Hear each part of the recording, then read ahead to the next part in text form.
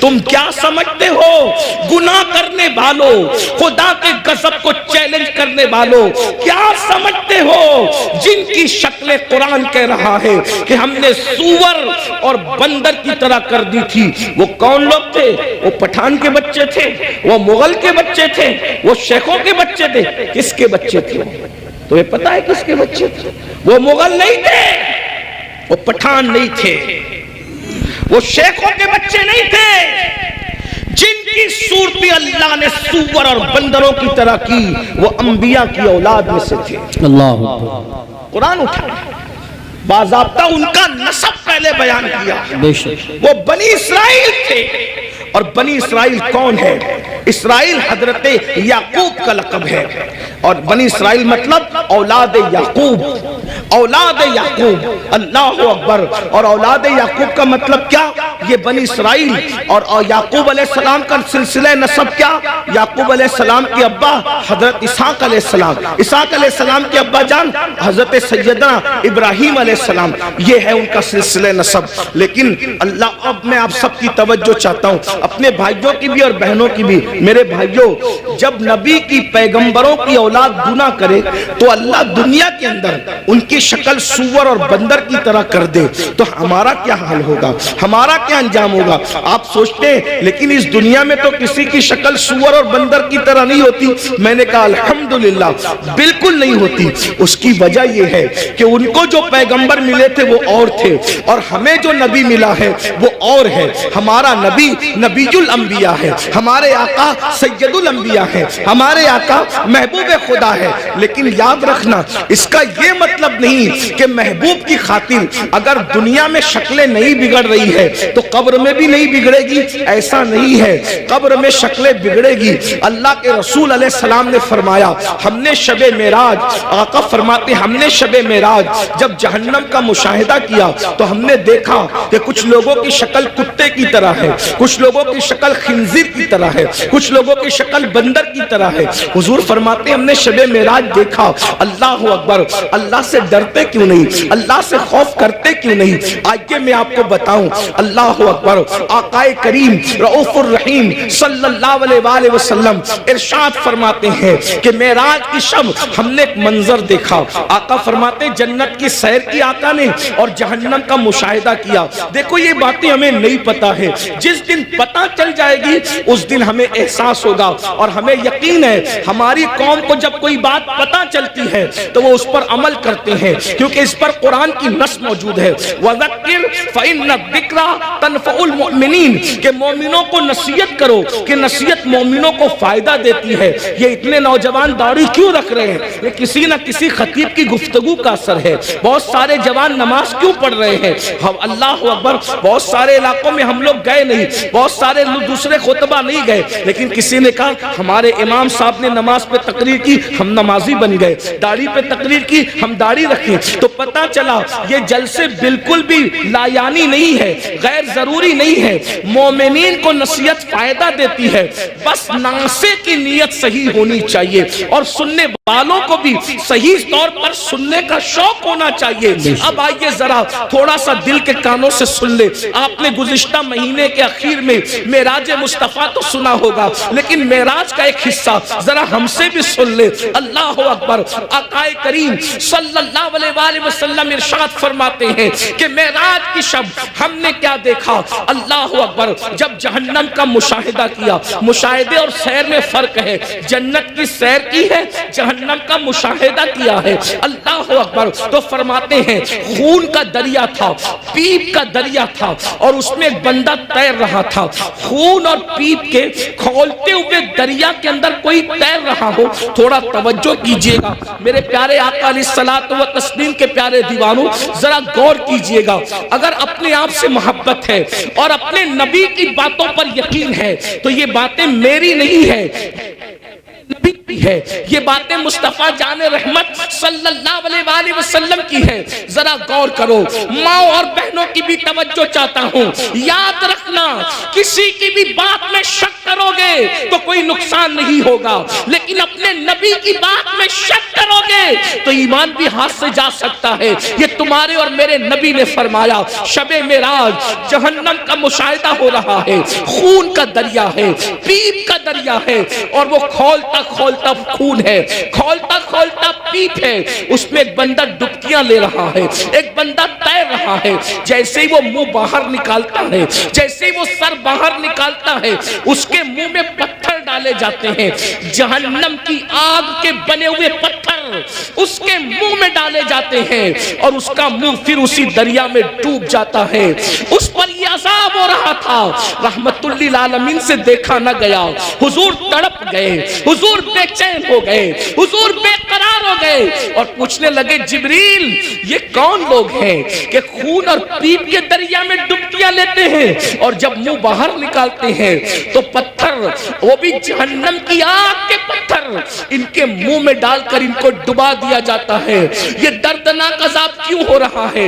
تو جبریل امین نے عرض کیا، یا رسول اللہ یہ آپ کی امت کے وہ لوگ ہیں جو دنیا میں سود کھایا کرتے تھے، یہ سود کا کاروبار کیا کرتے تھے، یہ سود کا دھندا کیا کرتے تھے۔ میں آپ سے پوچھنا چاہتا ہوں، دنیا ہی سب کچھ ہے؟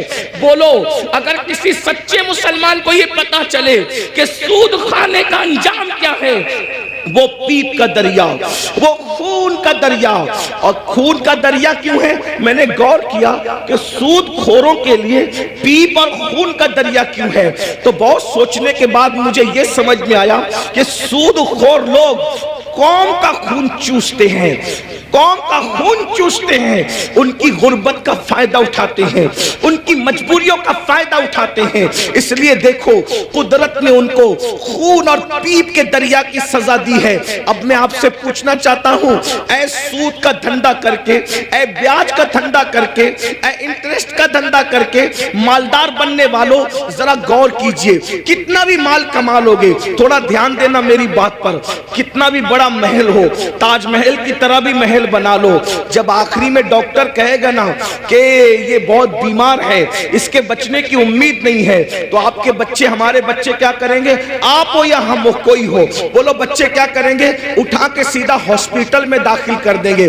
بتاؤ، جس مال کو اللہ کی نافرمانی کر کے کمایا تھا، کروڑوں روپے کا محل بنایا تھا حرام مال سے یا حلال سے بھی بنایا تھا، لیکن آخری سانسیں کہاں لے رہے ہو؟ آخری سانسیں کہاں لے رہے ہو؟ ہاسپٹل کی چار دیواری میں۔ یہی ہے نا تمہاری دنیا، جس دنیا کی خاطر اللہ کو ناراض کیا، جس دنیا کی خاطر خدا کو ناراض کیا، آخری اینڈ کیا ہے؟ آخری انجام کیا ہے؟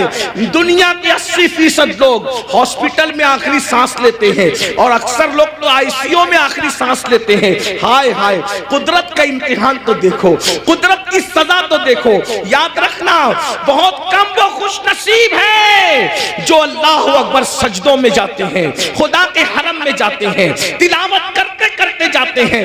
80% لوگ دوا خانوں کی چار دیواریوں میں آخری سانس لیتے ہیں۔ اللہ اکبر، میں اس پہ کوئی فتویٰ نہیں لگا رہا ہوں، میں مفتی بھی نہیں ہوں، لیکن اتنا ضرور کہوں گا، ذرا غور تو کرو، کروڑوں کی بلڈنگ پڑی ہوئی ہے اور آپ کرائے کے دواخانے کے اندر آخری سانس لے رہے ہو۔ پلنگ ہے، ہاں ہاں، کپڑوں پہ غرور کر کے خدا کو بھولنے والوں، یہ خدا کا امتحان دیکھو، اللہ کی آزمائش دیکھو، خدا کا امتحان دیکھو۔ ان عذاب ربک لواقع، ارے فرعون جس امتحان سے گزرا، اس امتحان سے تم بھی گزارے جاؤ گے۔ خدا کے غضب کو چیلنج کرنے والوں اپنے کپڑوں پہ اتراتے تھے، پہنانے والے خدا پہ ناز نہیں تھا، کپڑوں پہ گھمنڈ تھا نا، کپڑوں پہ غرور تھا نا۔ کیا ہوتا ہے؟ 50,000 کا میرا ڈریس ہے، 25,000 کے اچھے کپڑے پہنو، اسلام منع نہیں کرتا، لیکن آخری میں کیا ہے؟ سارے اچھے کپڑے اتار کے گھر رکھ دیے گئے اور ہاسپٹل کے کپڑے تمہیں پہنائے گئے۔ یہ مرنے سے پہلے خدا کا امتحان ہے۔ کس دنیا سے منہ لگا رہے ہو؟ کس دنیا سے دل لگا رہے ہو؟ کس دنیا کے چکر میں اللہ کو بھولے ہو؟ کس دنیا کے چکر میں شریعت کو پیٹ کے پیچھے ڈالے ہو؟ کس دنیا کے چکر میں دین کو پیٹ کے پیچھے ڈالے ہو؟ مسلمانوں، اگر تمہیں یہ علم ہو جائے کہ دنیا کی اوقات کیا ہے تو تم کبھی دنیا کو منہ نہ لگاؤ، دنیا سے دل نہ لگاؤ۔ اللہ کے رسول علیہ السلام نے ایک مرتبہ دریا کے اندر اپنی انگلی ڈبوئی اور دریا میں انگلی ڈبو کر کے باہر نکالا، اور باہر نکال کر کے فرمایا یہ میری انگلی میں جتنا پانی آیا وہ دنیا ہے، اور یہ جو سارا پانی ہے وہ آخرت ہے۔ اب بتائیں، قطرے کو لے کر کے سمندر کو چھوڑنے والے نادانوں، دراصل علم نہیں ہے۔ اگر ہمیں علم ہوتا تو پتا چلتا، وَالْآخِرَةُ خَيْرٌ وَأَبْقَىٰ، آخرت بہتر بھی ہے، آخرت باقی رہنے والی بھی ہے، دنیا باقی رہنے والی ہے ہی نہیں۔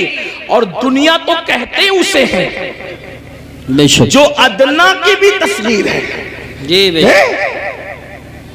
جو ادنا سے بھی گری ہوئی کو دنیا کہتے ہیں۔ ادنا کا مطلب سمجھتے ہیں نا؟ ادنا کا مطلب چھوٹا، اور دنیا اور اس سے بھی گری ہوئی، جس کا نام ہی دنیا ہو، حقیر۔ لیکن یہ پتا ہم سمجھتے دنیا کوئی بڑی چیز ہے، ارے نادان، دنیا کہتے ہی حقیر کو ہے، ایسی حقیر کہ اس سے زیادہ کوئی حقیر نہ ہو، جیسے بہترین، افضل درجات بڑھتے ہیں نا، جب تفضیل کے ساتھ بات ہوتی ہے تو پھر درجات بڑھتے ہیں، ایسے ہی جب تصغیر کے ساتھ بات ہوتی ہے تو پھر درجات گھٹتے ہیں نا۔ تو دنیا تصغیر ہے، کیا یہ اتنی حقیر ہے کہ اس سے بڑھ کر کوئی حقیر نہیں؟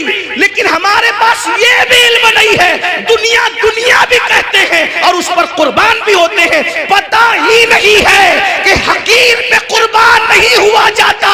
ارے جب فقیر پہ قربان نہیں ہوتے تو حقیر پہ کیسے قربان ہوتے ہیں؟ اگر قربان ہونا ہے تو اس پر قربان ہو جاؤ جس نے دنیا بھی پیدا کیا، آخرت بھی پیدا کیا۔ یزید دنیا پہ قربان ہوا، ختم کر دیا گیا، حسین دین پہ قربان ہوئے، آج حسین پاک کا ذکر بھی باقی ہے، ان کی نسل بھی باقی ہے۔ نعرہ تکبیر، دنیا کی خاطر، یا رسول اللہ، دنیا کی خاطر، یا رسول اللہ، یا علی، یا علی زندہ باد، دنیا کی خاطر ماشاءاللہ، اس نے دین کو پیٹ کے پیچھے ڈالا، اس کی نسل بھی مٹی، اس کی قبر بھی مٹی، اس کا دربار بھی مٹا، اس کا نام بھی مٹا۔ یہ تو ہم حسینیوں کا احسان ہے کہ بطور مذمت اس کا نام لے لیتے ہیں تو کہیں کہیں وہ یاد آ جاتا ہے۔ اگر ہم بطور مذمت جیسے شیطان کا نام آتا ہے اعوذ باللہ من الشیطان الرجیم کے طور پہ، اللہ اکبر، اگر اس طریقے سے اس لانتی کا نام نہ لے تو کبھی لوگ اس کو یاد بھی نہ کریں۔ یہ تو ہم حسینیوں کا احسان ہے کہ مذمت کے اعتبار سے کہیں نہ کہیں وہ یاد آتا ہے۔ یہ ہے دنیا، اب اسی دنیا میں غرق ہو رہے ہو، اسی دنیا میں ڈوب رہے ہو۔ تو آقا ارشاد فرماتے ہیں ہم اور آگے بڑھے، توجہ فرمائے، آپ توجہ تو بہت اچھی کر رہے ہیں ماشاءاللہ، لیکن مزید غور کریں۔ آقا فرماتے ہیں ہم اور آگے بڑھے تو ہم نے کیا دیکھا؟ کچھ مرد اور عورتیں ہیں جن کی چمڑیاں آگ کی کینچی سے کاٹی جا رہی ہے۔ بس میں بات طویل نہیں کروں گا اور ختم بھی کر دوں گا وقت پہ، کیونکہ ہم 1 گھنٹہ لیٹ چل رہے ہیں اور مجھے دوسرے پروگرام کی طرف، رات کے پروگرام کی طرف جانا بھی ہے۔ لیکن غور سے سن لیں، معراج کا یہ بھی حصہ ہے۔ فرمایا کیونکہ معراج میں حضور اللہ فرماتا ہے لِنُرِيَهُ مِنْ آیَاتِنَا، ہم نے ان کو اس لیے سیر کرائی مسجد حرام سے مسجد اقصی تک تاکہ ہم ان کو اپنی نشانیاں دکھائیں۔ یہ نبی کا دیکھنا ہے، نبی کا دیکھنا ہے۔ جہنم میں لوگ بعد میں جائیں گے، نبی پہلے دیکھ رہے ہیں۔ جہنم میں لوگ بعد میں جائیں گے، نبی پاک پہلے دیکھ رہے ہیں۔ توجہ کریں، یہ نبی کا دیکھنا ہے، یہ نبی کے دیکھنے کی شان ہے۔ پھر بھی کچھ لوگ کہتے ہیں کہ نبی کو غیب کی خبر نہیں۔ میں نے کہا نادان، اگر یہ غیب نہیں ہے تو پھر غیب کسے کہتے ہیں؟ حضور دیکھ رہے ہیں، جہنم میں جانے سے پہلے جہنمیوں کو اللہ دکھا رہا ہے۔ فرماتے ہیں ہم نے دیکھا کہ جہنم کے اندر کچھ لوگوں کی چمڑیاں آگ کی کینچی سے کاٹی جا رہی، آگ کی کینچی سے، اور وہ چیخ پکار رہے ہیں اور ان کی چیخ سنی نہیں جاتی۔ کیسے سنی جا سکتی تھی؟ رحمت للعالمین ہے۔ حضور فرماتے ہیں جہنم کی آگ کی کینچیوں سے چمڑیاں کٹ رہی تھی۔ اس پہ ذرا دھیان دینا، دنیا کی آگ نہیں، اور دنیا کی کینچیاں بھی نہیں، جہنم کی آنکھ، جہنم کی کینچی اور چمڑیاں کٹ رہی، وہ چلا رہے ہیں۔ میں نے پوچھا جبریل یہ کون لوگ ہیں؟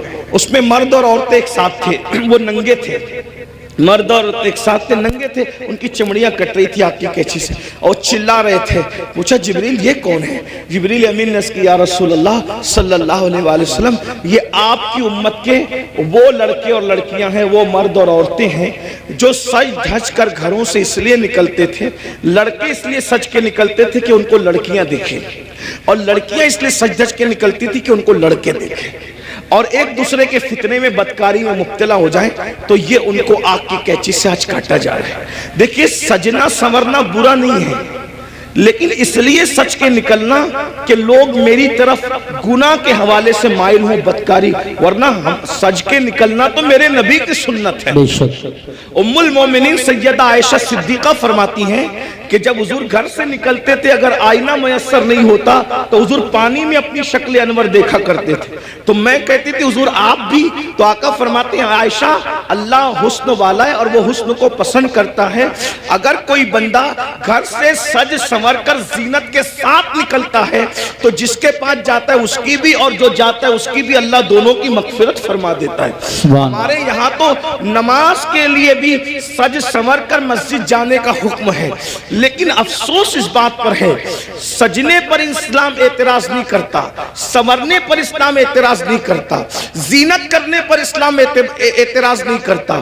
اسلام یہ کہتا ہے کہ اچھی نیت کے ساتھ زینت کرو، یہ نیت سے زینت کرنا، عطر لگانا، خوشبو لگانا اور اپنی شکلوں کو سنوارنا کہ معاذ اللہ مرد اس طرح سے کرے کہ عورتیں ان کی طرف متوجہ ہو اور بدکاری میں مبتلا ہوں، اور عورتیں اس لیے سجے سورے کہ مرد ان کی طرف متوجہ ہو کر بدکاری کے اندر مبتلا ہو جائے۔ میرے آقا صلی اللہ علیہ وآلہ وسلم کی کنیزوں سے ایک بات کہنا چاہتا ہوں، سنورنا عورتوں کو ضرور ہے لیکن باہر نکلنے کے لیے نہیں بلکہ اپنے شوہر کے لیے۔ یہاں تک فرمایا گیا جو عورت اپنے شوہر کا دل خوش کرنے کے لیے بنتی اور سمرتی ہے، اللہ تبارک و تعالی ایسی عورت کو نفل نماز پڑھنے سے زیادہ ثواب عطا فرماتا ہے۔ لیکن یہاں بازار میں جانے کے لیے نہیں سمرنا، ولیمے میں جانے کے لیے نہیں سمرنا، باہر نکلنے کے لیے نہیں سمرنا۔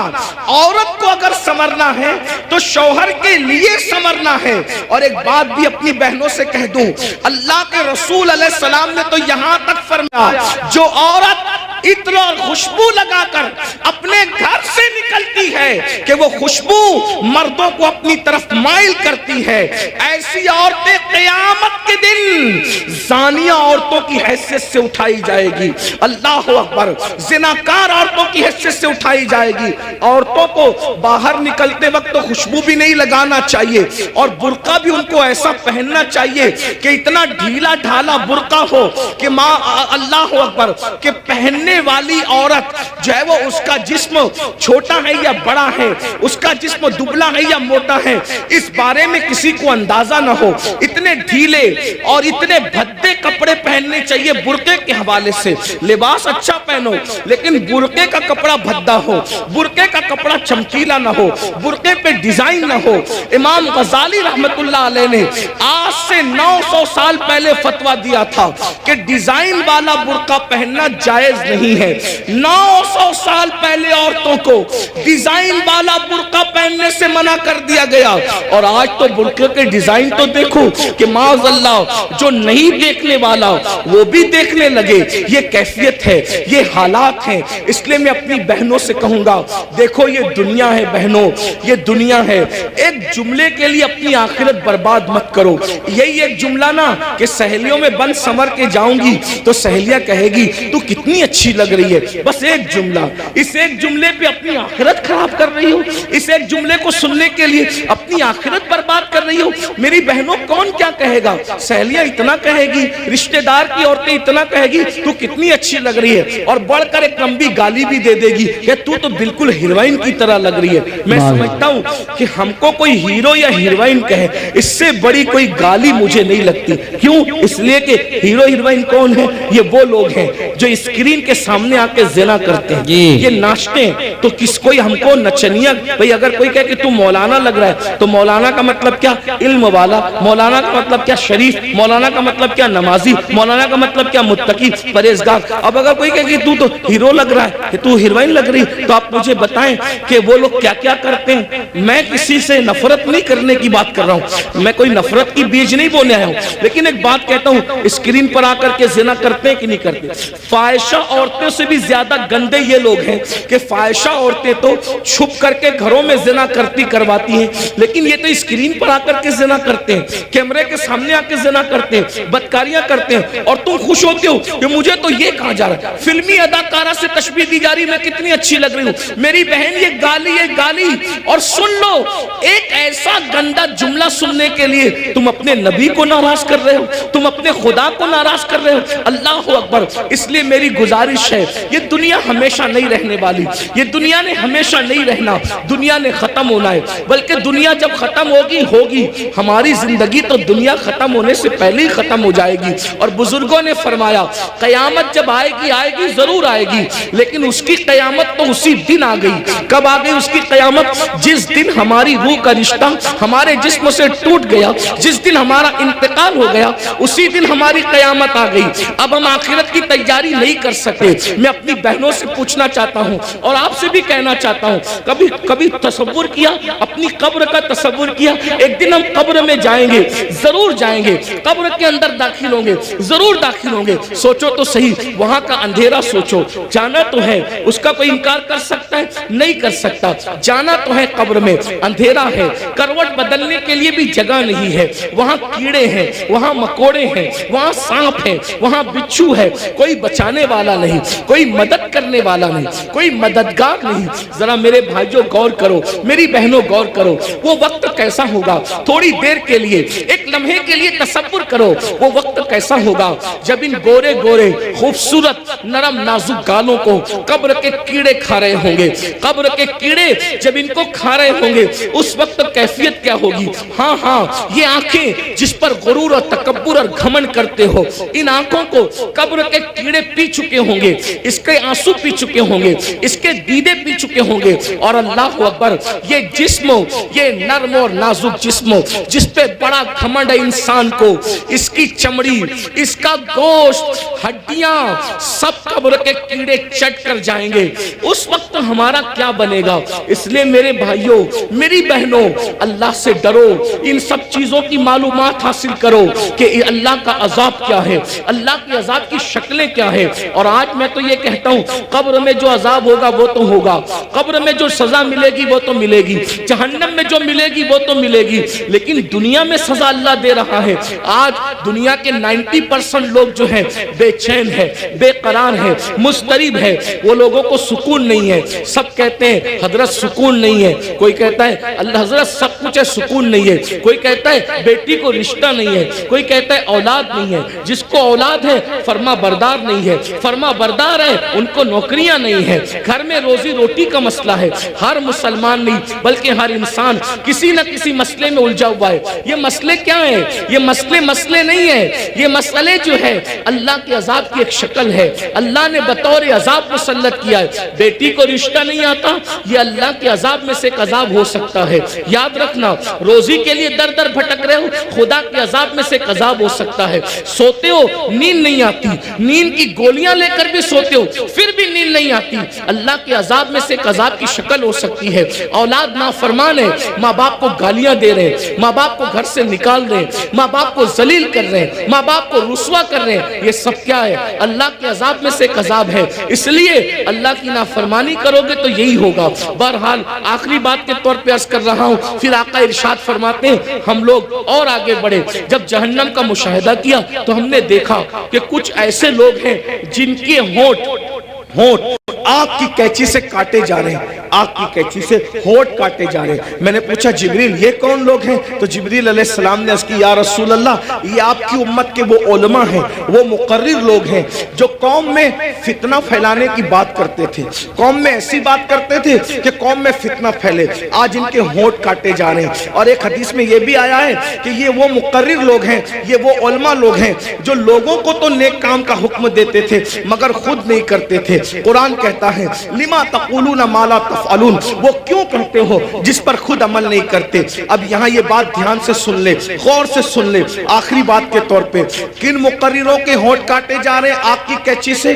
جو لوگ امت میں ایسی بات کرتے تھے لڑانے کی، امت کو ڈیوائیڈ کرنے کی، امت میں فتنہ پیدا کرنے کی، آج دیکھ لیجئے بہت سارے مقرر ایسے دنیا میں ملیں گے آپ کو جو امت میں آتے ہیں بانٹنے کی بات کرتے ہیں، تقسیم کرنے کی بات کرتے ہیں، امت کے جو متفق علیہ مسائل ہیں اس سے ہٹ کر کے نئی باتیں چھیڑتے ہیں۔ مثال کے طور پہ 1857 سے پہلے پوری امت جو ہے وہ ہندوستان کے اندر پوری قوم جو ہے اس بات پر متفق تھی کہ اللہ نے اپنے نبی کو غیب کا علم عطا فرمایا، لیکن نئی بات لائی گئی اور قوم کو لڑایا گیا، اور یہ بات کہی گئی کہ نبی کو تو دیوار کے پیچھے کی خبر نہیں ہے، ایک نئی بات کر کے قوم کو لڑایا گیا، امت میں انتشار پیدا کیا گیا۔ اسی طرح 1857 سے پہلے اس ملک ہندوستان میں پوری قوم کا عقیدہ تھا کہ نبی زندہ ہے، نبی ہماری جانوں سے زیادہ قریب ہے، بلکہ قسمیں اٹھا کر مسلمان کہتا تھا تو زندہ ہے واللہ، تو زندہ ہے واللہ، میری چشم عالم سے چھپ جانے والے۔ لیکن یہ بدترین علماء، وہ اللہ اکبر بدعتی علماء، وہ بدترین خلق ہے، اللہ اکبر، وہ بدترین خطبہ جنہوں نے یہ بات پھیلائی کہ معاذ اللہ نبی مر کر مٹی میں مل گئے، قوم کو لڑایا کہ نہیں لڑایا۔ اسی طریقے سے آج بھی کچھ لوگ یہ کام کر رہے ہیں کہ اللہ اکبر صحابہ اور اہل البیت کے عقیدے پر، یعنی صحابہ کی محبت اور اہل البیت کی محبت پر پوری دنیا کے لوگ قائم ہیں، پوری دنیا کے مومنین قائم ہیں، لیکن ایک طبقہ مقرروں کا ایسا ہے کہ وہ اللہ اکبر اہل البیت کی محبت کے نام پر صحابہ کو تان کرتا ہے اور قوم کو لڑاتا ہے، اور کچھ لوگ ایسے ہیں جو صحابہ کی محبت کے نام پہ اہل البیت کو تان کرتے ہیں اور امت کو لڑاتے ہیں۔ یاد رکھنا آج قوم کے ساتھ جو کھلواڑ کرنا ہو کر لو، لیکن آخر موت ہے، موت، مرنا سب کو ہے، عوام کو بھی اور خطبہ کو بھی۔ اس لیے خدا کے لیے آپ سے بھی کہتا ہوں ایسے لوگوں کا علیہ کار نہ بنو جو صحابہ کے نام پر اہل بیت پہ سوالیہ نشان کھڑا کرتے ہیں، اور ایسے لوگوں کا بھی علیہ کار نہ بنو جو اللہ اکبر اہل البیت کے نام پر صحابہ کو گالیاں دیتے ہیں۔ واللہ صحابہ ہماری ایک آنکھ ہے اور اہل بیت ہماری دوسری آنکھ ہے، ہم دو آنکھ والے ہیں، اور ہمارے ایک ہاتھ میں صحابہ کا دامن ہے اور ایک ہاتھ میں اہل البیت کا دامن ہے۔ اللہ اکبر، صحابہ وہ ہیں جنہوں نے اسلام پھیلایا ہے، اور اہل بیت وہ ہیں جنہوں نے اسلام بچایا ہے۔ ہم پھیلانے والوں کا بھی احسان مانتے ہیں اور بچانے والوں کا بھی احسان مانتے ہیں۔ نعرہ تکبیر، نعرہ رسالت، مسلک اعلی حضرت، نعرہ تکبیر، حضرت علامہ مولانا۔ جہاں ہم کربلا کی جنگ کو بھول نہیں سکتے کہ وہ اسلام بچانے کی جنگ تھی، وہی ہم بدر اور احد کو بھی بھول نہیں سکتے کہ وہ اسلام پھیلانے کی جنگ تھی۔ جہاں ہم کربلا کے فاقہ کشوں کو نہیں بھول سکتے، وہی ہم بدر و احد کے فاقہ کشوں کو بھی فراموش نہیں کر سکتے۔ کربلا والوں کو رسول اللہ نے اپنے کندھوں پہ اٹھایا ہے، تو بدر و احد اور خندق اور خیبر والوں کے لیے قرآن کہتا ہے وَالْعَادِيَاتِ دَبْحًا فَالْمُورِيَاتِ قَدْحًا۔ اے محبوب، جو تیرے پیچھے گھوڑے دوڑاتے ہیں اور ان کے گھوڑوں کی ٹاپوں سے جو دھول نکلتی ہے، ہم ان گھوڑوں کی ٹاپوں سے نکلنے والے دھول کی بھی قسم اٹھاتے ہیں۔ جن کے گھوڑوں کے پیروں سے لگنے والی دھول اتنی قیمتی ہے کہ اللہ اس کی بھی قسم قرآن میں اٹھاتا ہے۔ قرآن تو پڑھو نا، قرآن تو پڑھو۔ صحابہ کو کیا سمجھو گے؟ ارے صحابہ کا گھوڑا اتنا قیمتی ہے کہ اس کے پیر سے جو مٹی لگتی ہے اور اس سے جو دھول اڑتی ہے، اللہ اس دھول کی قسم کی بھی اور اس دھول کی بھی قسم اٹھا کر کے بتاتا ہے جس کے گھوڑوں کی ٹاپ سے لگنے والی دھول ہمارے نزدیک اتنی قیمتی ہے تو صحابہ کا گھوڑا کتنا قیمتی ہوگا۔ اور جب وہ صحابی کا گھوڑا قیمتی ہے تو اس پہ بیٹھنے والا صحابی کتنا قیمتی واہ سبحان اللہ سبحان اللہ. ذرا غور کیجئے. اس لیے ایمان بچانا ہے تو اعتدال کے مسلک پہ رہیے. اور یہ فکر اعتدال 14ویں صدی میں جن علماء نے دی ہے اس کے سردار کو امام اہل سنت کہتے ہیں. اور وہ اہل سنت کا امام کہتا ہے اہل سنت کا ہے بیڑا پار، اصحاب حضور نجم ہے اور ناؤ ہے، اطرت رسول اللہ کی. تو وہ خطبہ جو فتنہ پھیلاتے ہیں وہ یہ بھی کہتے ہیں بھئی مزار پہ کیوں جاتے ہو؟ مزار پہ جانا تو شرک ہے، نہ جاؤ مزار پہ، فتنہ پھیلا. ہم کہتے ہیں آپ ذرا ہوش سے بات کریں. کیا مزار پہ جانا شرک کیسے ہو سکتا؟ رسول اللہ نے مزار پہ جانے کا حکم دیا. اور تو کیا معاذ اللہ حضور مزار پہ جانے کا جو حکم دے کر کیا شرک کا حکم دے رہے معاذ اللہ؟ کیا حضور علیہ السلام نے یہ نہیں فرمایا؟ آقا فرماتے ہیں کہ میں نے تم کو پہلے قبروں پہ جانے سے منع کیا تھا، اب تم قبروں پہ جایا کرو کیونکہ قبروں پہ جاؤ گے تو تمہیں تمہاری آخرت یاد آئے گی. لوگ اس کو بھول گئے، وہ کہتے ہیں نہیں جانا چاہیے شرک ہے. ایک بات آپ سے کہتا ہوں آخری میں، مزار پہ جاؤ کوئی شرک نہیں، بلکہ اللہ کے رسول نے تو 6 سال کی عمر میں جو پہلا سفر کیا تو اپنے والد کے مزار پہ بھی تشریف لے گئے.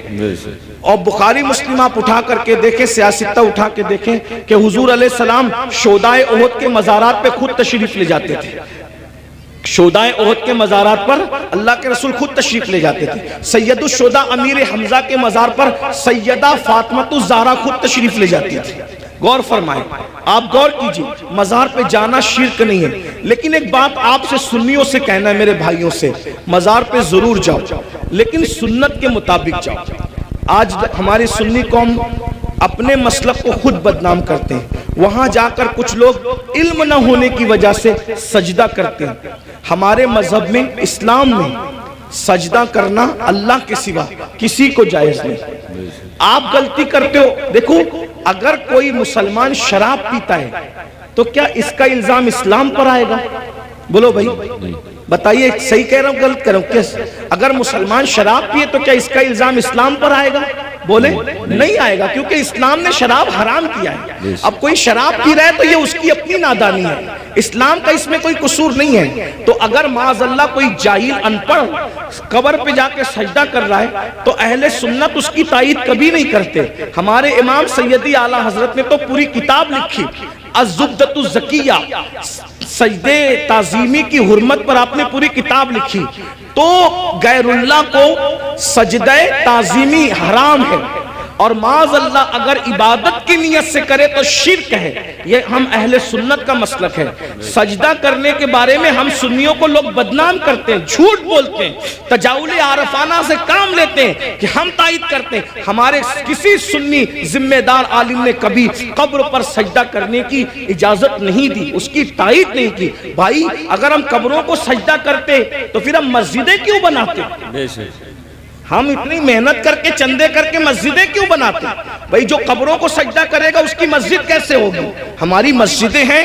اور آج بھی اتنی گنڈا گردی لوگوں نے کی ہمارے ساتھ، آج بھی پورے ملک ہندوستان میں نہیں بلکہ پوری دنیا میں سب سے زیادہ اگر کسی کی مسجدیں ہیں تو وہ صرف اور صرف ہم اہل سنت و جماعت کی مسجد. بے شک سبحان اللہ. اتنی مسجدوں پر قبضہ کیا، ناجائز قبضہ کیا، چھینا، پھر بھی سب سے زیادہ مسجدیں ہماری ہیں. الحمدللہ دلی کی جامع مسجد کے بانی سے لے کر مراد آباد کی جامع مسجد کے بانی تک تاریخ اٹھا کر کے دیکھ لو، سب کے سب آپ کو اہل سنت ملیں گے، کوئی اہل بدعت آپ کو نہیں ملے گا. الحمدللہ رب العالمین. لیکن یہ بات سنیوں میں تم سے کہتا ہوں، قبروں پہ جا کے سجدہ مت کرو، اپنا اسلام بدنام ہوتا ہے، اپنا مسلک. اور ایک بات کہتا ہوں، جس چیز سے اللہ رسول نے روک دیا اس میں کبھی کوئی فائدہ ہی نہیں ہے. جب ہم اپنے نبی کو سجدہ نہیں کر سکتے تو ہم کسی ولی کو سجدہ کیسے کر سکتے ہیں؟ ہم کسی پیر کو سجدہ.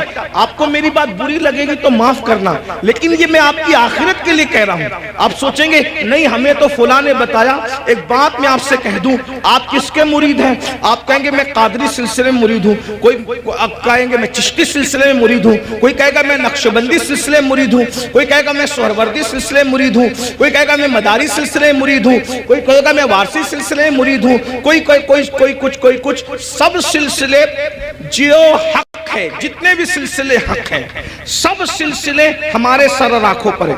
لیکن یہ علماء کی موجودگی میں ایک بات میں آپ سے کہوں ذمہ داری کے ساتھ، یاد رکھیے کسی بھی سلسلے سے مرید ہونا اس وقت تک کام نہیں آئے گا جب تک کہ تم پہلے شریعت کے مرید نہ بنو۔ بے شک پہلے شریعت کے مرید بنو پھر قادری ہونا کام آئے گا۔ جی جی پہلے شریعت کے مرید بنو پھر چشتی ہونا کام آئے گا۔ پہلے شریعت کے مرید بنو پھر نقش بندی ہونا کام آئے گا۔ پہلے شریعت کے مرید بنو پھر سہروردی ہونا کام آئے گا۔ اگر شریعت کے مرید نہیں بنے تو نہ غوث پاک بنا دیں گے، نہ غریب نواز بنا دیں گے، نہ شاہ نقش بند بنا دیں گے، نہ شاہ سہرورد بنا دیں گے، لٹکتے رہ جاؤ گے، برباد ہو جاؤ گے، کیونکہ یہ سارے بزرگوں نے شریعت کے لیے ہی اتنی بڑی بڑی قربانیاں دی۔ اگر غوث پاک گیلان چھوڑ کر بغداد آئے تو صرف تحفظ شریعت کے لیے آئے۔ یہ غریب نواز اپنا وطن چھوڑ کر، بلکہ مدینہ منورہ کے مدرس تھے غریب نواز، 3 سال مسجد نبوی میں حدیث کا درس دیا۔ اگر یہ سب کچھ چھوڑ کر کے ہندوستان آئے شریعت کے تحفظ کے لیے، اسلام کی خاطر آئے، ورنہ اور کیا لالچ تھی ان کو؟ کیا کوئی تخت پہ بیٹھنا تھا، کوئی تاج حاصل کرنا تھا، کسی کی کٹیا پہ حملہ کرنا تھا، کسی کی زمین پہ قبضہ؟ کچھ بھی نہیں، ایک ہی مقصد تھا، بھٹکے ہوئے آہو کو پھر سوئے حرم لے چلے۔ دین کے لیے آئے تھے، اس لیے اللہ کو اپنی مرضی سے راضی مت کرو، اللہ کو اللہ کے بنائے ہوئے قانون سے راضی کرو۔ بے شک اللہ کو اللہ کی مرضی سے راضی کرو۔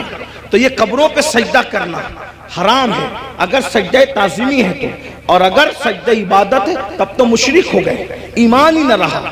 اسی طریقے سے قبروں پہ جاؤ تو بزرگوں کے طریق پر جاؤ، ہاتھ باندھ کر باوضو جاؤ، اور کم سے کم 2 ہاتھ دور کھڑے رہو، اور بزرگوں کی ولیوں کی قبروں کی ایسی تعظیم کرو جیسا ان کی ظاہری حیات میں مل جاتے، جیسے تعظیم کرتے ویسے تعظیم کرو۔ بتاؤ کیا اگر غوث پاک غریب نواز اور بزرگان دین ہمیں مل جاتے تو ہم ان کے اوپر ایسے لٹکتے، ایسے لٹکتے، ان کے اوپر ایسے گرتے پڑتے جیسے قبروں پہ گرتے پڑتے؟ عقیدت اپنی جگہ، بلکہ آپ کو کہتا ہوں رسول اللہ کی مزار انور کو دیکھا تو سیدی اعلیٰ حضرت پکار اٹھتے، پیش نظر وہ نو بہار، کیا بات ہے، پیش نظر وہ نو بہار، مگر سجدے کو دل ہے بے قرار۔ عاشق تھے نا، عاشق تھے نا، یار کا جلوہ دیکھا کہنے لگے سجدے کو دل ہے بے قرار، مگر عاشق ہو کر بھی ادب کا دامن ہاتھ سے نہ چھوٹے، شریعت کا دامن ہاتھ سے نہ چھوٹے، فوراً کہتے ہیں مگر کیا کروں؟ روکیے، سر کو روکیے، ہاں یہی امتحان کیا بات ہے، یہ امتحان ہے ہمارا۔ اس لیے اب ایک بات کہہ دوں، کڑوی لگے تو معاف کرنا، جن کو سجدہ کرنا حرام ہے وہاں جا کے سجدے کرتے ہو، اور جس کو سجدہ کرنے کا حکم ہے اس کو سجدہ نہیں کرتے۔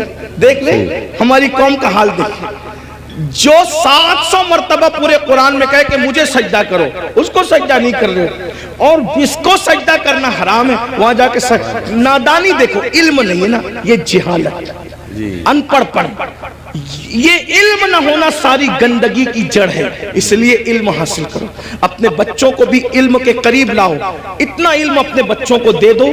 میں نوجوانوں سے کہتا ہوں جتنا علم حاصل کرنا علم دین ہر مسلمان پہ فرض ہے، اتنا علم سیکھیے، اتنا علم سیکھیے، آپ پہ فرض ہے جتنا نماز کا، روزے کا، حج کا، زکوٰۃ کا، نکاح کا، طلاق کا، یہ سب علم سیکھیے، اور ساتھ ہی ساتھ دنیاوی ایجوکیشن طے کیجئے کہ کم سے کم ہمارا ہر بچہ بچی گریجویٹ ہونا چاہیے، اس سے کم ہمیں نہیں پڑھانا ہے، چاہے اس کے لیے ہمیں نوکری کرنا پڑے، 8 گھنٹے کی بجائے 12 گھنٹے محنت کرنا پڑے، علم کی طرف پیش رفت کرو۔ اور یہ صرف جلسوں کی حد تک نہیں، عہد کر کے اٹھو کہ مجھے، ہمارے ماہرہ کے مشائخ نے اعلان کیا آدھی روٹی کھائیں گے، بچوں کو پڑھائیں گے، اگر آدھی روٹی کھانا پڑے تو کھاؤ، اپنے بچوں کو پڑھاؤ، اگر عید پہ کپڑے نہیں بنتے تو نہ بنے، لیکن بچوں کی فیس ہمیں ضرور بھرنا ہے، اچھے سے اچھے اسکول میں ان کا داخلہ کرانا ہے، اچھے سے اچھے اسکول میں ان کو جو ہے ایڈمیشن ان کا کروانا ہے، اور ان کو اعلیٰ تعلیم دلانا ہے۔ اگر ہندوستان کا مسلمان صرف 1 دہائی 10 سال ایجوکیشن پہ محنت کر لے، 10 سال، ملک کے حالات بدلیں۔ ایک شخص کہہ رہا تھا کہ ہم اپنی قوم کے ہاتھ میں تلوار دیں گے. میں نے کہا تم جو چاہے کرو، ہم تمہیں کچھ نہیں کہتے، لیکن ہم اپنی قوم کے ہاتھ میں تلوار نہیں دیں گے. ہم مسلمان اپنی قوم کے ہاتھ میں تلوار نہیں دیں گے، ہم اپنی قوم کے ہاتھ میں قلم دیں گے. قلم، جس کو تلوار دینا ہے وہ دے، تم جانو، تمہارا کام جانو. لیکن مسلمانوں سے ہم ہر جلسے میں اپیل کرتے ہیں کہ ہم اپنے بچوں کے ہاتھ میں تلوار کیا، ہم تو گلیل بھی دینا نہیں چاہتے. آج کی تاریخ میں ہم قلم دینا چاہتے ہیں. یاد رکھنا، تلواریں اٹھتی ہے تو گردنیں کٹتی ہے، اور جب قلم اٹھتا ہے تو غربت کٹتی ہے. جب قلم اٹھتا ہے کمزوریاں کٹتی ہے. قلم اٹھتا ہے دشمن زیر ہوتے ہیں. قلم اٹھتا ہے انقلاب آتا ہے. میرے نبی قلم اور کتاب لے کر کے آئے تھے، اس لیے کوئی بچہ ان پڑھ نہ رہنے پائے. جو کچھ ہوا، اور جو بچے 10ویں 12ویں پڑھ کے ڈراپ آؤٹ ہو گئے، ہٹ گئے، ان سے میں کہتا ہوں آج گھر بیٹھ کر کے بہت سارے کورسز کیے جا سکتے ہیں. اس لیے موبائل میں گیم کھیل کر وقت ضائع کرنے کی بجائے، ادھر ادھر بیٹھ کر اس کے اوٹے پر اس کے نکڑ پہ بیٹھ کر وقت ضائع کرنے کی بجائے، بچیوں سے بھی کہتا ہوں اگر 10ویں 12ویں پڑھ کر کے چھوڑ دیا ہے تو بہت سارے ایسے آج کورسز ہیں کہ گھر پہ بیٹھے بیٹھے آپ تعلیم حاصل کر سکتے ہو. لاک ڈاؤن کے اندر میں بھی جو ہے وہ 11ویں پڑھ کے میں نے چھوڑ دیا تھا. میرے 11ویں پڑھ کے چھوڑنے کا واقعہ بھی ایک عجیب سا ہے. اصل میں سنی دعوت اسلامی کے ماحول میں تھا. میں 11ویں میں جب جونیئر کالج میں میرا ایڈمیشن ہوا، ماں باپ کی تمنا تھی کہ اس کو ٹیچر بنائیں گے، تو خاص طور پہ امی کی تمنا تھی اس کو ٹیچر بنائیں. میں جیسے ہی جونیئر کالج میں نے قدم رکھا تو دیکھا کہ لڑکے اور لڑکیاں ساتھ پڑھتے ہیں اور بے پردہ ہیں، اور 11ویں پہنچنے کے بعد سب بالغ ہو گئے. تو اتنا شعور نہیں تھا مجھے، لیکن اتنا تو تھا کہ لڑکیوں کے ساتھ نہیں بیٹھا جا سکتا بے پردہ. تو میں نے ٹیچر سے کہا، کلاس ٹیچر سے، عبدالعزیز سر ہمارے تھے، میں نے کہا کہ لڑکیوں کے ساتھ تو بیٹھنا ناجائز ہے. وہ ہنسنے لگے، بولے حیرت ہے اس دور میں ایسی بات کوئی کرتا ہے، تو پاگل تو نہیں ہوا. میں نے 1 مہینے تک کے یہ بات کرتا رہا. آخر ہمارے پرنسپل نے کہا ایسی بات نہیں. میں نے کہا یا تو ڈیوائیڈ کر دیں یا تو پھر ہم چلیں، اور میں نے جو ہے وہ پھر اس کے بعد چھوڑ دیا. میرے سر میرے گھر تک آئے. اتفاق سے وہ میرے ابا کے بھی کلاس ٹیچر رہ چکے تھے، میرے بھی ایک ہی اسکول میں. ہمارے ابا نے ہی پڑھا، ہم نے بھی پڑھا. تو وہاں پر وہ آئے، کہا کہ ابا، وہ کہا کہ تیرے بیٹے کو سمجھا کہ یہ پاگل تو نہیں ہوا ہے. میں نے کہا کچھ بھی ہو میں نے نہیں پڑھنا، شریعت نے منع کیا. حالانکہ آپ ایسا نہیں کرنا، علماء سے آپ پوچھنا، علماء آپ کو بتائیں گے حالات کے تحت معاملات ہوتے ہیں. لیکن اس وقت ماحول ایسا تھا ہمارا سنی دعوت اسلامی کا ماحول، تقوی کا، پرہیزگاری کا. اب تو ہم متقی نہیں ہیں، وہ پرہیزگاریاں ہی نہیں ہیں، لیکن بہرحال تو وہ ماحول تھا تو ہم نہیں گئے پھر. لیکن میرے عزیز ساتھی، میرے بڑے بھائی کی طرح، وہ بھی ایک اسکول کے پرنسپل اور ہماری سنی دعوت اسلامی کے رکن شورا ہیں، قاری رضوان خان صاحب. اس نے کہا کہ پڑھ لے بھائی ورنہ ایسے ہی رہ جائے گا. میں نے کہا اگر میں اچھی نیت سے اللہ کی شریعت کے لیے چھوڑ رہا ہوں تو اللہ اس کا صلہ مجھے دے گا. اور اللہ نے مجھے صلہ یہ دیا کہ آج میں ایک English medium school and junior college کا چیئرمن ہوں الحمدللہ. اور تقریباً 50 ٹیچرز جو ہے وہ اس وقت کم و بیش الحمدللہ جو ہے وہ ہمارے انڈر میں کام کرتے ہیں. یہ کرم ہے. مجھے یہ یقین ہے شریعت کا دامن جس نے پکڑا ہے تو اللہ نے اس کو کبھی ذلیل نہیں ہونے دیا، رسوا نہیں. لیکن بہرحال پھر مجھے احساس تھا کہ میں پڑھ نہیں سکا. پھر میری پوری توجہ دینی تعلیم کی طرف ہو گئی. ویسے میں 7th اور 8th سے میں جو ہے وہ عالم کورس کی طرف چلا گیا تھا، لیکن میں نے سوچا کہ پوری توجہ 11ویں کے بعد اسی پہ مرکوز کر دی جائے، اسی طرف میں نے توجہ رکھی. لیکن پھر مجھے احساس تھا کہ میں نے دنیاوی تعلیم کو بھی آگے بڑھا. تو لاک ڈاؤن کا فائدہ اٹھاتے ہوئے پھر میں نے ایم اے کے اندر ایڈمیشن لیا ابھی. ہاں الحمدللہ. ہاں، اور اس کے پہلے ایگزام میں شرکت کا پروگرام تھا اور اس کی تاریخ اور حج کی تاریخ سیم ہو گئی تو نہیں دے سکا. لیکن بہرحال میں نے اس طرف پیش رفت کی. اور انشاءاللہ تو آپ سے بھی میں کہتا ہوں، میں یہ آپ کو ہی کہہ کے جا رہا ہوں نہیں، میں آپ سے، میں نے خود بھی اس پر عمل کیا ہے الحمدللہ. اور میں انشاءاللہ تعالیٰ اس کی کوشش کروں گا کہ 1 سال میں اس کی تکمیل کروں جو رہ گیا ہے. اتنے سارے یہ جو جرائم ہے، بے نمازی پن لے لیں، بدکاری لے لیں، اسی طریقے سے دین سے دوری لے لیں، ماں باپ کی نافرمانی لے لیں، بے پردگی لے لیں خواتین کے اندر، اسی طرح عورتوں کا گھروں کو چھوڑ کر کے بیوٹی پارلروں تک جانا، عورتوں کا میک اپ کے نام پر غیروں کے سامنے بیٹھ کر اپنے ہاتھوں کی ہتھیلیاں ان کے زانوؤں پہ رکھ کر کے مہندی لگانا، یہ سارے جرائم کی اصل جڑ کیا ہے؟ تو مجھے جو سب کچھ سمجھ میں آتا ہے مختصر میں وہ یہ کہ ہماری قوم کے پاس جو علم ہونا چاہیے، جو ایجوکیشن ہونا چاہیے، جو معلومات ہونی چاہیے، وہ ان کے پاس نہیں ہے۔ ہماری قوم بے راروی کا جو شکار ہے، اس کی سب سے بڑی وجہ یہ ہے کہ ان کے پاس علم نہیں ہے، ان کے پاس تعلیم نہیں ہے۔ یاد رکھیے ساری برائیوں کی جڑ علم کا نہ ہونا ہے، تعلیم کا نہ ہونا ہے۔ جب بھی کسی قوم کے پاس علم نہیں ہوتا تو وہ قوم بے راروی کا شکار ہوتی ہے۔ آپ خود دیکھیں، آئیے میں آپ کے سامنے علم کی برکت رکھنا چاہتا ہوں، بہت توجہ کے ساتھ آپ سنیں۔ اللہ کے رسول علیہ السلام جب زمین پہ تشریف نہیں لائے تھے تو اس وقت مکے ہی کی حالت صرف دیکھ لیں۔ ابھی میں پوری دنیا کی بات نہیں کرتا، ابھی پوری دنیا کا ذکر نہیں کرتا، صرف ایک شہر مکہ المکرمہ کا ذکر کرتا ہوں۔ ذرا غور کریں، مکہ المکرمہ کون سا شہر ہے جسے قرآن کہتا ہے وَمَن دَخَلَهُ كَانَ آمِنًا، کہ جو اس میں داخل ہو گیا وہ امن میں آ گیا۔ امن والے شہر کو کتنی گنڈا گردی کا سامنا تھا، اللہ اکبر۔ جو شہر امن والا تھا، جو شہر حرم ہے، جہاں کی گھاس اکھاڑنے کی اجازت نہیں، جہاں کے جانوروں کو ستانے کی اجازت نہیں، جہاں جانور سائے میں بیٹھ جائے تو اس کو اٹھانے کی اجازت نہیں، جہاں جانور کو دھمکانے کی اجازت نہیں، جہاں جانوروں کے جنگلی جانوروں کے انڈوں کو توڑنے کی اجازت نہیں، اللہ اکبر، جہاں اللہ اکبر اہل احرام پر حرم میں شکار کرنے کی اجازت نہیں، ایسے حرم کے اندر لوگ اپنی بیٹیوں کو اپنے ہاتھ سے زندہ دفن کر رہے تھے۔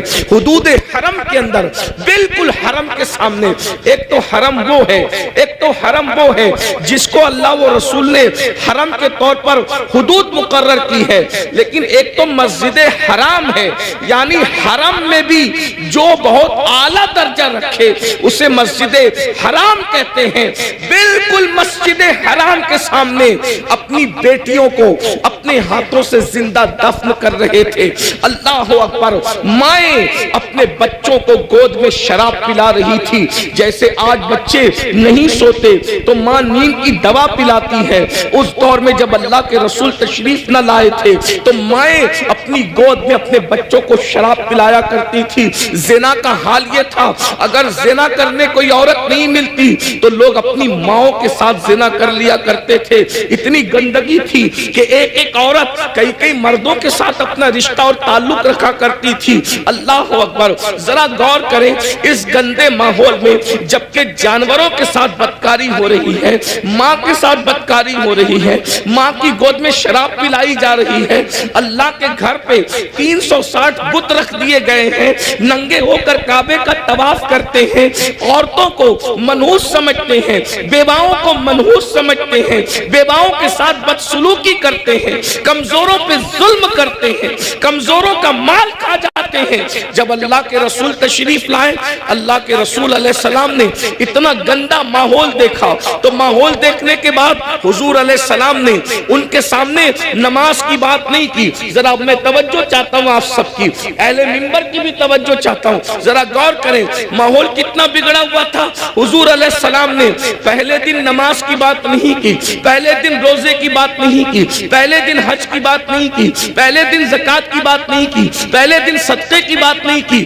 اتنے گندے ماحول میں اللہ کے رسول جو سب سے پہلا حکم لے کر کے آئے وہ کیا تھا؟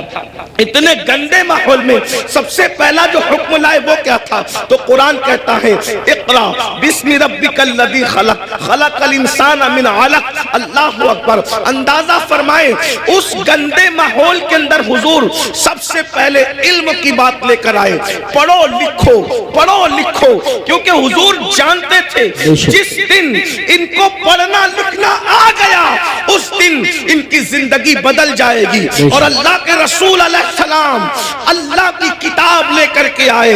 اللہ کے رسول ہمارے نبی کتاب لے کر آئے. ہمارے نبی صاحب کتاب نبی ہے, صاحب کتاب پیغمبر ہے, صاحب کتاب رسول ہے. اور کون سی کتاب لائے؟ اسے قرآن کہا جاتا ہے. قرآن کو قرآن اس لیے کہا جاتا ہے کہ کوئی کتاب اتنی نہیں پڑھی گئی جتنا قرآن پڑھا گیا ہے, اور جتنا قرآن پڑھا جائے گا اتنی کوئی کتاب پڑھی نہیں جا سکتی. یہ چیلنج ہے, یہ قرآن کا معجزہ ہے کہ دوست تو پڑھیں گے, اس کو دشمن بھی پڑھتے نظر آئیں گے.